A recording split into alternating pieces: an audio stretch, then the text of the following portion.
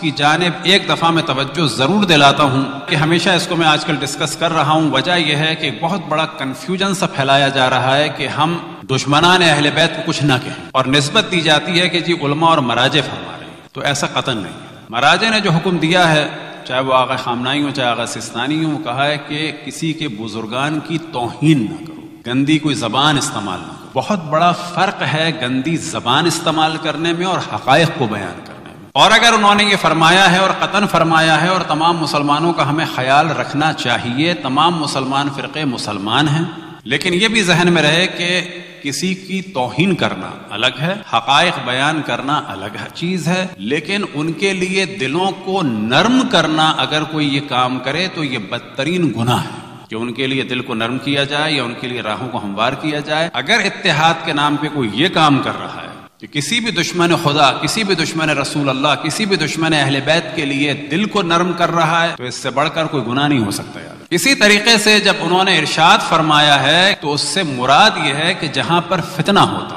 لیکن اگر ہم اپنے بچوں کو بتائیں اہل بیت کے فضائل اور دشمنان اہل بیت کی خباثت، تو یہ ہم پر بتانا لازم ہے. لہذا کھل کے کہیں کسی چیز کو ڈسکس کرنا الگ موضوع ہے، اندر ایک اپنے لوگوں کو آگاہ کرنا یہ ایک الگ چیز ہے اور ضروری چیز ہے.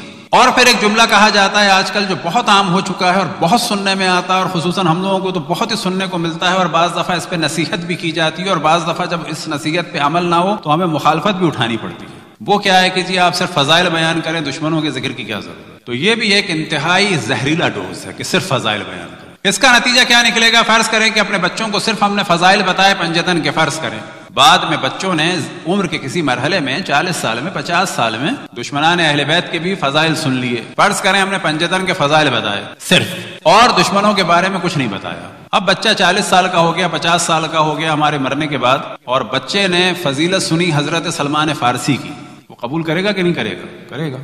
اس نے فضیلت سنی جناب عمار کی، جناب مقداد کی، جناب حجر بن عدی کی یا جناب مالک اشتر کی، وہ قبول کرے گا.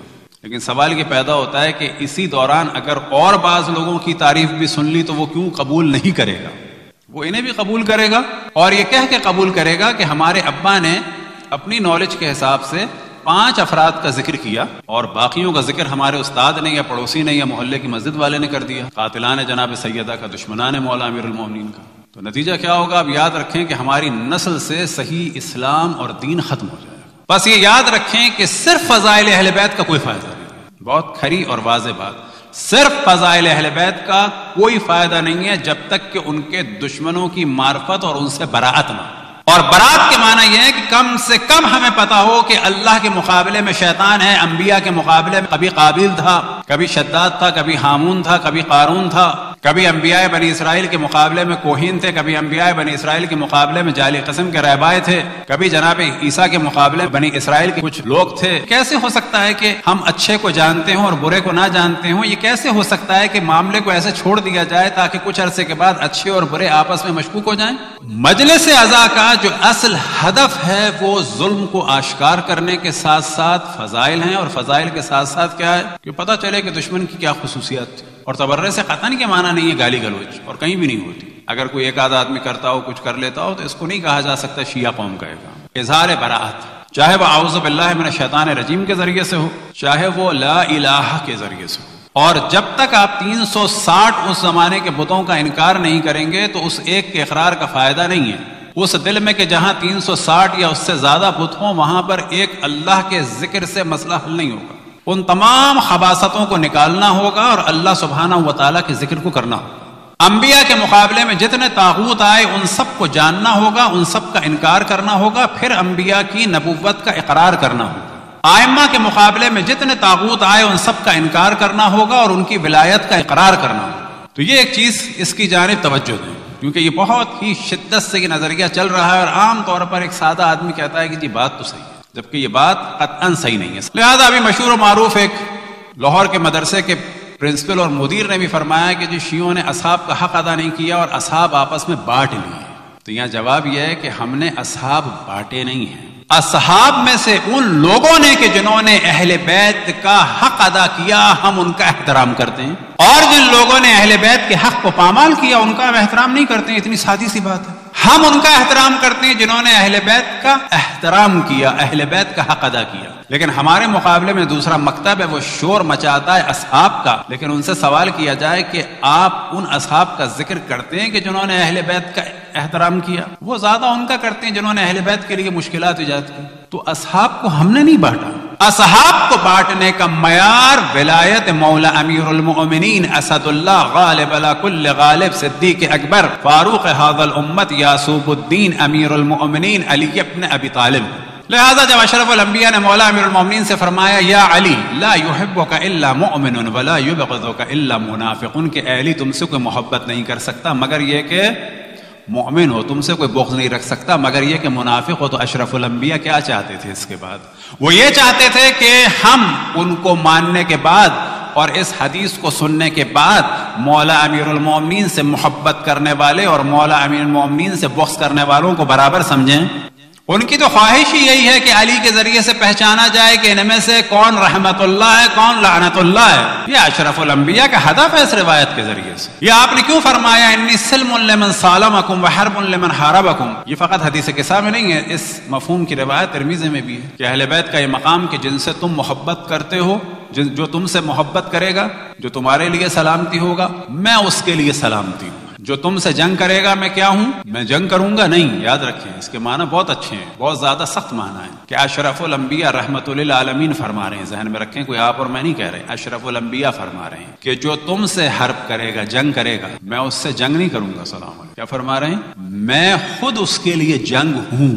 جو تمہارے لیے سلامتی ہے تو میں سلامتی ہوں، جو تم سے جنگ کرے گا میں جنگ ہوں خود اس کے لیے۔ اسے عربی میں کہا جاتا ہے زید عدل کے باب سے، کہ آپ کسی سے کہیں کہ یہ آدمی عادل ہے اور کسی کے لیے آپ کہیں کہ یہ عادل نہیں ہے، یہ تو خود عدل ہے۔ یہ آدمی حسین نہیں ہے، یہ تو خود حسن ہے۔ یہ آدمی با اخلاق نہیں ہے بلکہ یہ تو خود ہی حسن اخلاق ہے۔ یعنی اتنا عالی ہے کہ یہ اس میں کوئی اچھائی نہیں ہے، یہ تو خود ہی اچھائی ہے، کہ صفت اچھی نہیں تو خود ہی اچھائی ہے۔ اشرف الانبیاء نہیں فرما رہے کہ میں جنگ کروں گا، فرما رہے ہیں میں جنگ ہوں۔ اب اگر اتحاد کرنا ہے اور قتل کرنا چاہیے تمام مسلمانوں سے، لیکن اس کے معنی یہ نہیں ہے کہ اب اپنے شیعوں کو ملامت کی جائے اور کہا جائے کہ جی ہم نے بانٹ لیے، ہم نے نہیں بانٹا ہے۔ انہوں نے اہل بیت سے اپنے آپ کو دور کیا، ہم ان سے دور ہو گئے۔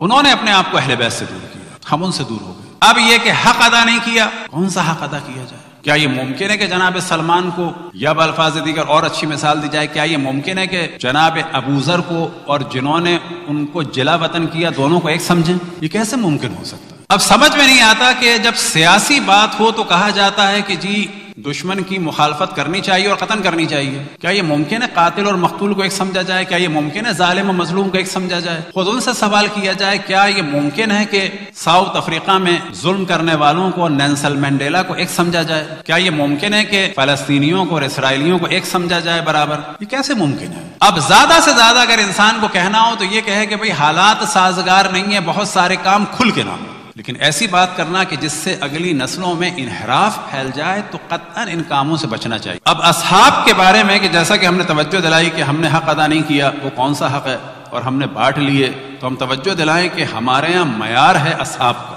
جو اشرف الانبیاء کو جنہوں نے مانا اور ان کی زندگی میں ہدایت پہ دنیا سے چلے گئے، وہ ہمارے لیے حق ہے۔ اگر اشرف الانبیاء کی زندگی کے بعد وہ باقی رہے تو اب معیار یہ ہے کہ اگر مولا علی کا ساتھ دیا اور احترام کیا اور انہی کے احترام اور محبت پہ دنیا سے چلے گئے تو وہ ہمارے لیے علیہ السلام۔ لیکن اگر مولا علی کے بعد یا مولا علی کی زندگی میں ان کے دشمن ہو گئے یا مولا علی کے بعد امام حسن کے دشمن ہو گئے تو ہمارے لیے وہ بیکار ہے۔ اب اگر امام حسن کے تابع ہو گئے، امام حسن کی زندگی میں چلے گئے اور ہدایت پہ رہے تو سلام، لیکن اگر امام حسن کے مخالف ہو گئے یا ان کی زندگی کے بعد امام حسین کے مخالف ہو گئے تو بس صاحب، اور اگر امام حسین کی زندگی میں چلے گئے ہدایت پہ تو سلام، لیکن اگر امام حسین کے مخالف ہو گئے یا بعد میں امام زین العابدین کے مخالف ہو گئے تو کام خراب۔ اگر امام زین العابدین کی زندگی میں چلے گئے یا امام زین العابدین کے بعد امام محمد باقر کے حامی ہو گئے، ان کی خدمت میں آ گئے تو ہمارے لیے قابل احترام ہے، لیکن اگر ان کے مخالف ہو گئے تو قصہ ختم ہوا۔ اب یہ جو ہم نے مثال دی اس پر ایک ہستی پوری طریقے سے اترتے ہیں کہ امام محمد باقر علیہ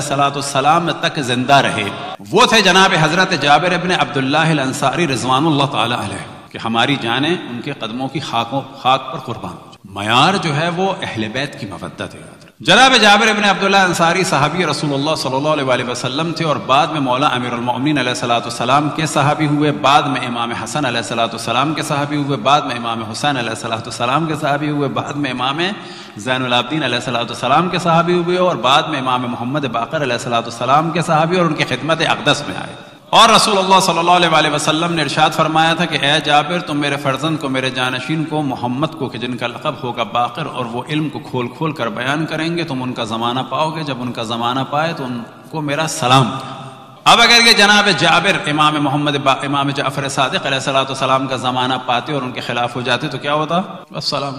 تو معیار جو ہے وہ اہل بیت علیہم الصلوۃ والسلام کی مودت ہے، اور یہ وہی معیار ہے کہ جس کی جانب اللہ سبحانہ و تعالیٰ نے توجہ دلائی۔ کیا توجہ دلائی؟ اے میرے حبیب کہہ دو کہ میں تم سے اپنی رسالت کی کوئی اجرت طلب نہیں کرتا، مگر یہ کہ میرے قربا سے مودت کرو۔ تو اصحاب کے معاملے میں جو معیار ہے، اور ہر انسان کے معاملے میں جو ہمارا معیار ہے، اگر وہ اہل بیت کی مودت رکھتا ہے تو قابل احترام، اہل بیت سے بغض رکھتا ہے تو اس سے ہمارا کوئی تعلق نہیں۔ اور یہ ناممکن سی بات ہے کہ جو اہل بیت سے مودت کرے اور جو اہل بیت کا دشمن ہو، ان دونوں کو ہم برابر سمجھیں۔ خاموش ہو سکتے ہیں جان کے خطرے کی وجہ سے، خاموش ہو سکتے ہیں کسی اور مسئلے سے، لیکن اس خاموشی کو ایسا نہیں کرنا چاہیے کہ اپنی جان بچانے کے لیے، کسی فائدے کے لیے ہم کیا کہ نہیں دونوں برابر ہیں۔ نا، برابر نہیں ہے ختم۔ اگر فرعون کے دور میں ہم ہوتے اور مخالفت نہ کر سکتے ہوتے تو بے شک ہم مخالفت نہ کریں، لیکن یہ کوشش نہ کریں کہ جناب موسیٰ اور فرعون برابر ہیں۔ یہ والی جو کوشش ہے یہ کام خراب۔